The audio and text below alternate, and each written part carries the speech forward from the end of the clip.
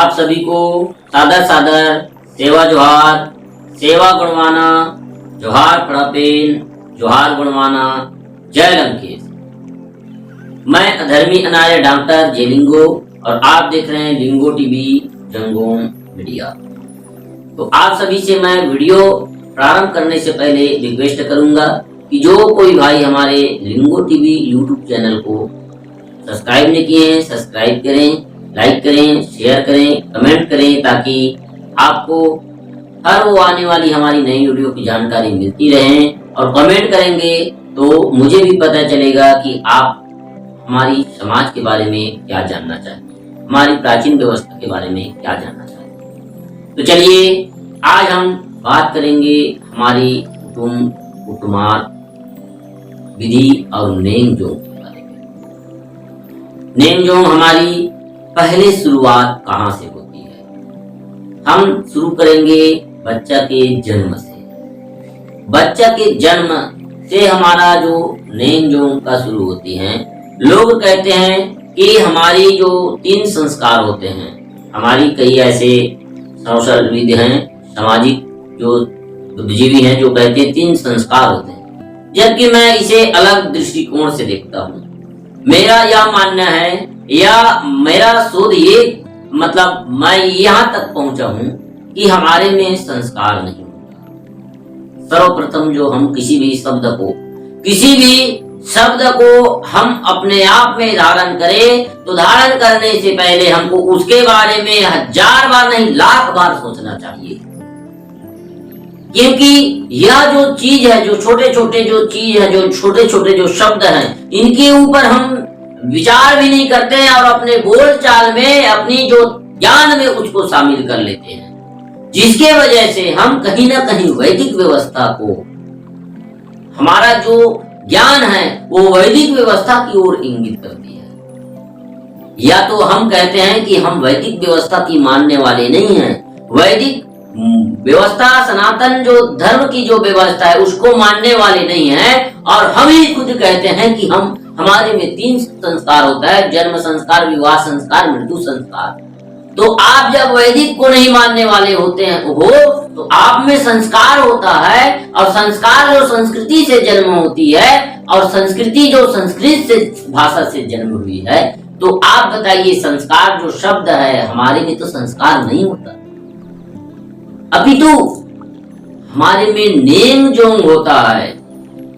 हमारे में नेमजोंग होता है, बिना नेमजोंग का हमारा कोई काम नहीं होता। और हमारे में कहीं संस्कार शब्द जो उल्लेखित नहीं है, कहीं संस्कार शब्द हमारे में नहीं आते। इसलिए मैं आप सभी से रिक्वेस्ट करूंगा, और आपको मेरे बात अगर कहीं ना कहीं गलत लगता है तो आप मेरे को बिल्कुल कमेंट करके सुझाव दीजिए। हमारे कई भाई लोग धर्म की भी बात करते हैं, इसलिए मैं उसको भी कटाक्ष करता हूँ। हम धर्म है ही नहीं हमारे में। ये अरम धर्म की चक्कर करना भी बंद कर दीजिए आप लोग। हम मूल की बात करते हैं, हमारे लोग मूल हैं, प्राचीन व्यवस्था को जन्म देने वाली, प्राचीन परंपरा मान्यताओं की जन्म देने वाली हमारे लोग हैं। अब ये सिर्फ गौड़ जाति नहीं, सिर्फ अनुसूचित जनजाति नहीं, अपितु अनुसूचित जाति, अनुसूचित जनजाति, अन्य पिछड़ा वर्ग, ये तीनों वर्ग की जो एक मूल व्यवस्था है, और इस मूल व्यवस्था को आप झुठला नहीं सकते, मैं झुठला नहीं सकता, या दुनिया झुठला नहीं सकती, क्योंकि हमारी परंपरा और मान्यताओं में हम सब एक हैं। अब आज आ गई, हालांकि जो अल्पसंख्यक हैं, तो अल्पसंख्यक जो वर्ग आई हैं वो हमारे ही लोग हैं, लेकिन वो धर्मावलंबी हो गई। अल्पसंख्यक जो हैं वो धर्मावलंबी हो गई हैं, उसका जो गणना एक विशेष धर्म से जोड़ करके देखा जाता है, लेकिन वो भी कोई दूसरा नहीं है, वो भी हमारे लोग हैं। वो भी कभी हमारी परंपराओं को मानते थे, वो भी कभी हमारी मान्यताओं को मानते थे, वो भी कभी हमारा अपना थे। लेकिन कुछ कारणवश जब यहाँ इस गुणवाना भूमि में अन्य धर्मावलंबियों की मानने वाले लोग आए, आक्रांता आए, तो उनके प्रभाव में आकर के उनकी चाहे दबाव में आकर के हमारे ही भाई उनकी व्यवस्था को फॉलो करने लगे और वो इतना दूर हो गए कि वो हमसे आज हमारी परंपराओं में उनकी उल्लेख नहीं मिलती।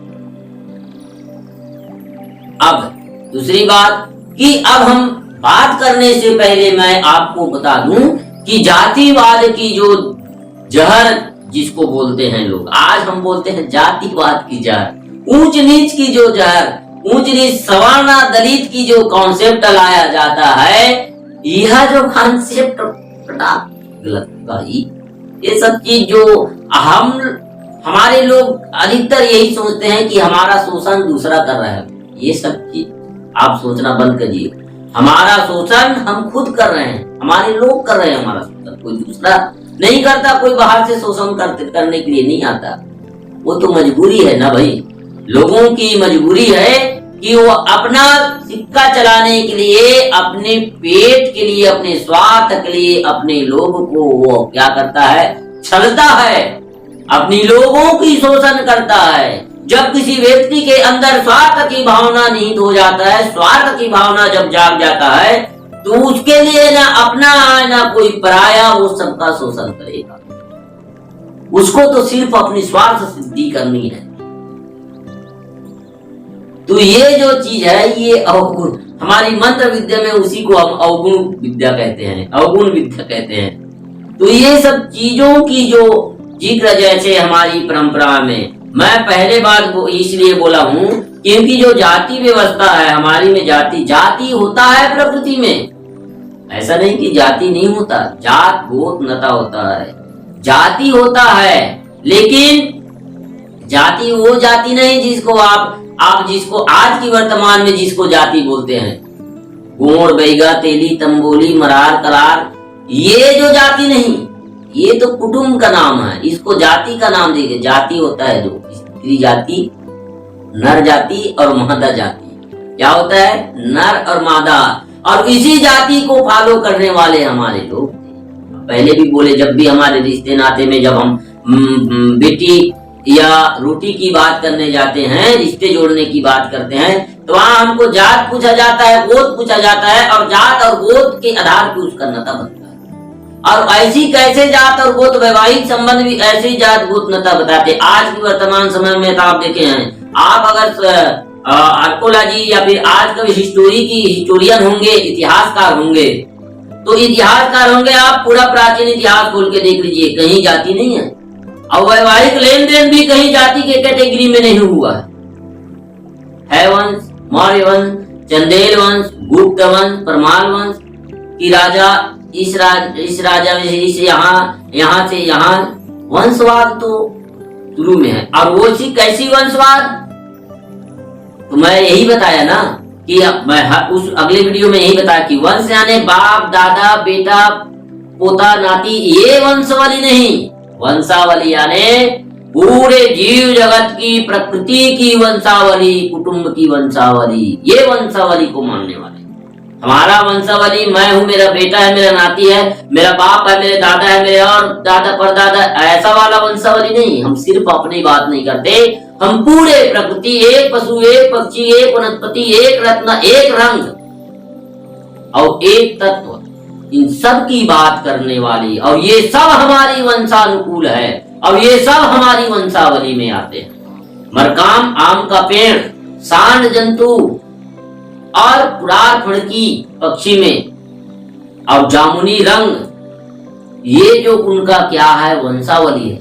अब आज की कोई मरकान को पूछ दोगे तो अपना नाम बताएगा, अपना बेटा का नाम, अपने नाती का नाम, अपने पिता का नाम, अपने दादा का नाम, अपने परदादा का नाम बताएगा। तो ये वंशावली नहीं है, इसको आप वंशावली मत मानिए। तो आज हम बात करेंगे कि हमारी मूल तत्व जो है, हमारा जो वैवाहिक लेन देन होता था, वो सेम वंशानुकूल नहीं होता। सेम वंश के एक साथ वैवाहिक लेन देन नहीं करते। अब आज की वर्तमान समय में जातिवाद की जो व्यवस्था, जो जिसको जातिवाद खत्म होगी बोलते हैं भाई, तो ये जातिवाद, क्योंकि नर और मादा जाति खत्म हो जाएगा तो दुनिया ही खत्म हो जाएगा। अब रही बात वैवाहिक लेन देन की बात, तो वैवाहिक लेन देन में आदमी जो आज की समय में, आज की जो लोग हैं, ये कतराते हैं। और आज के लोग तो इतना भी कतराते हैं कि क्षेत्रीयवाद में सिमट करके रह गए। वैवाहिक लेन देन जो है क्षेत्रीय में सिमट करके रह गई है। और हमारी जो हिस्टोरी को खोल करके देख लीजिए, इतिहास को खोल करके देख लीजिए, वहां कोई जाति वैवाहिक लेन देन के लिए, रोटी बेटी के लिए कोई वहां पे कोई जाति पाति की व्यवस्था नहीं है। वहां तो वंश की व्यवस्था थी और उसी वंशावली के अनुरूप हमारे लोग वैवाहिक लेन देन करते हैं और करते थे। तो आज हम अपनी बात करेंगे हमारी गोंडियन नेंगजोंग। अब इस गोंडियन नेंगजोंग प्राचीन कैसे हैं, इनको सब कैसे मानते हैं मैं बताता हूं। जब भी आप हमारी लोकगीतों में जब सुनेंगे, विवाह की लोकगीत में सुनेंगे, चाहे गोंड के घर विवाह हो, चाहे तेली के घर विवाह हो, चाहे कुर्मी लोधी के घर विवाह हो, चाहे वो यादव राउत केवट के घर विवाह हो, चाहे बैगा का घर के विवाह हो, सबकी घर में एक ही नेंगजोंग, सबकी घर में एक ही विवाह विधि। क्यों? जब हम अलग हैं तो हमारी नेंगजोंग अलग होनी चाहिए, हमारी विधि विधान अलग होनी चाहिए, हमारी जन्म की जो नेंगजोंग वो हमारी विधि विधान अलग होनी चाहिए, विवाह की जो नेंगजोंग वहां की विधि विधान अलग होना चाहिए। जब कोई मर जाता है तो उनका भी अलग से जो मांझी का जो होता है पगबंदी का, ये भी नेंगजोंग अलग होना चाहिए। अलग है तो क्यों अलग नहीं? समानताएं क्यों हैं? सब एक क्यों हैं? हम भी अपने घर में जब छठी होता है, छठी 5 दिन में छठी करते हैं, जो हमारे घर में नेंगजोंग होता है वो अदर लोगों के घर में भी होता है। विवाह में हम भी मंडा गड़ाते हैं, मड़वा काट के लाते हैं, हम भी अपने बहन को, अपने बुआ को सुहासा सुहासिन बनाएंगे, दोषी अपने गांव के सियाल को, कोई भी रिश्ते नाता को देख करके दोषी बनाएंगे। हम भी साथ भंवर घूमते हैं, हमारे में भी मंडा के नीचे डारम के वाले पेड़ पौधा की जो डार से मड़वा छाया जाता है, नीचे में कलश जलाया जाता है। सेम विधि क्यों? जब कोई आदमी का जो मृत्यु हो जाता है तो हमारे में भी गोत्रावली वाले के लोग वहां पे पत्थर उतारते हैं और उसके बाद वो पगबंदी में बैठते हैं। वो अन्य हमारे एससी और ओबीसी और के घर में भी होता है। क्यों? क्या यह मुस्लिमों के घर में होता है?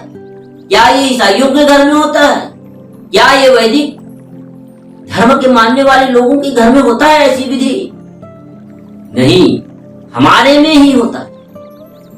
और हमारे में तीनों वर्ग के लोगों में क्यों होता है? क्योंकि हम एक हैं। और हमारे में जो नहीं होता, हमारे में जो होता है वो अन्य में नहीं होता। वो क्यों नहीं होता? क्योंकि वो अलग है। आज हम एक होने के बावजूद परंपरा से एक है, व्यवहार से एक है, मान्यताएं से एक है, देवी देवता से भी एक है, और एक होने के बावजूद हम अलग बताते हैं आप लोगों को, अलग बताते हैं अपने आप को। तो ये सबसे बड़ी विडंबना है हमारी। और आज हमको इसी को दूर करने की आवश्यकता है। आज जब शादी होता है या जमारा भी होते हैं, तेली घर के तेल, मरार घर के हल्दी, कर्रा घर के पर्रा बिजना, कोष्टा घर के कपास, सब हमारी जो नेंगजोंग में उसका उल्लेख होता है। हमारी जब जमारा भी हो, फुलवारी भी हो, जब पूजाई होता है, जब काज होता है, जब कुंडा होता है, जब विवाह होता है, सब में ये जिक्र है। जब वो हमारी पेन व्यवस्था में, जब हमारी देव काज में जब हम उसका जिक्र करते हैं उस वर्ग की, तो वो हमारा है तभी तो हम उसका जिक्र करते हैं, अब हमारा है तभी तो हम उसका नाम लेते हैं। और उसके घर में होगा तो वो भी वैसे करता है। इसलिए आज हमको हमारी नेंगजोंग के बारे में मैं पहले यही कहा हूं और हर बार कहते रहूंगा कि हमको गुणवाना की इतिहास में, गुणवाना की नेंगजोंग में, गुण समुदाय की नेंगजोंग में, गुणवाना की नेंगजोंग में वास्तविकता छुपी हुई है, सत्यता छुपी हुई है। उस सत्यता को कोई नहीं मिटा सकता। सिर्फ उस सत्यता को पहचानने की आवश्यकता है, उसको जानने की आवश्यकता है। और जिस दिन उस सत्यता को हम जान लिए, उस दिन तो पूरा दुनिया हमारा है और ये दुनिया के लोग हमारे हैं। और हमको यही बताना है कि हम कोई दुश्मन नहीं है, हम कोई बाहर से आए हुए लोग नहीं हैं, हम यहाँ के मूल निवासी हैं और हमारी परंपरा ये है। तो इसलिए हमको अपनी मूल पहचान को जाननी है, जो हमको एक करती है, जो हमारे डीएनए को एक बताती है। और ऐसी मूल परंपरा को हमको मानने की आवश्यकता है। हमको किसी दूसरे की नकल करने की, कॉपी करने की आवश्यकता नहीं है। हम विशुद्ध नैसर्गिक वादी, प्रकृतिवादी नेंगजोंग को मानते हैं। हमारे में कोई दिखावा, कोई आडंबर नहीं, पहली बात। दूसरी बात, जब अब बात करेंगे हम अपनी जो नेंगजोंग होने वाली, तो इस नेंगजोंग को मैं 3 पार्ट में, जो नेंगजोंग है उसको पार्ट पार्ट बना के आप लोगों को बताऊंगा। तो ये तो हमारी एक होने की सबूत है। अब जिस भाई को लगता है कि हमारा एसटी, एससी, ओबीसी एक नहीं है, वो इसमें सुझाव दें, अपना विचार बिल्कुल रखें, और हम बताएंगे एक कैसे है, और आप बताना कि हम एक नहीं, अलग हैं। आप अलग हैं साबित कीजिए, हम एक हैं साबित करेंगे। आपके पास अलग होने का एक भी कारण नहीं होगा, हमारे पास एक होने का हजारों लाखों कारण है और लाखों सबूत है। हम बता सकते हैं आपको कि हम एक कैसे। आज इसी चीज का जो विदेशी आक्रांता आए, इसी चीज का जो उन्होंने हमको डिवाइड करके, हमको बांट के फायदा उठाया। बोली, भाषा, क्षेत्र, राज्य, सब में भेद बता के आपस में हम लोगों को लड़ाया, और आज भी हम अपने आप में लड़ते हैं। किसी दूसरे का झंडा उठाते हैं, किसी दूसरे का डंडा उठाते हैं, लेकिन मूल रूप में हम क्या हैं, ये सब चीज को हम नहीं देखते। तो फिलहाल आप सभी को सादर सादर सेवा जोहार, और नेक्स्ट वीडियो में मैं आप लोगों के हमारी पहला नेंगजोंग जो शुरू होता है, वहां से पार्ट पार्ट बना के जन्म का, विवाह का, मृत्यु का, कुंडा का, टुंडा का, और साथ में जितना भी हमारा नेंगजोंग होता है उसके बारे में आप लोगों को पार्ट बाई पार्ट बिल्कुल बताने का प्रयास करूंगा। फिलहाल आप सभी को सादर सादर जोहार जोहार।